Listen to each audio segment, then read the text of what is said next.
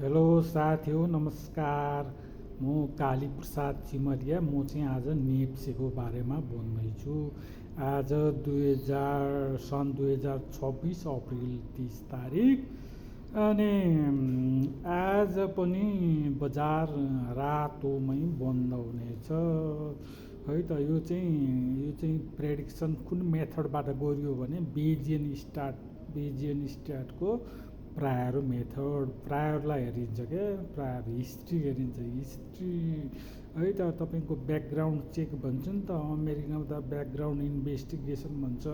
नेप्सेको background investigation गर्दाखेरि आज April 30 तारिकमा पनि बजार घटेरै बन्द हुने देखिएको छ।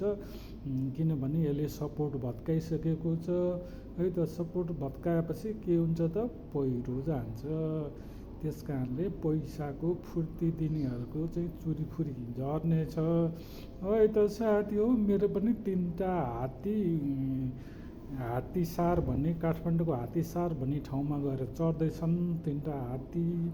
अब तिनीहरूलाई 3टा हात्तीलाई म 15वटा हात्ती बनाएर फर्काएर ल्याउँछु छाउरासहित है त। 3टा माउ अनि 12वटा छाउरा गर्दाखेरि 15वटा हात्ती हुन्छन्।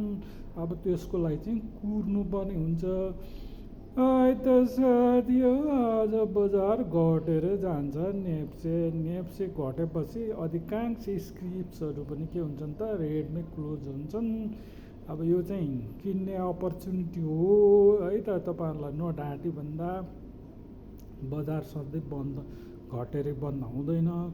अब भोलि त मे 1 हो क्यारे। मे 1मा बजार बन्द हुन्छ।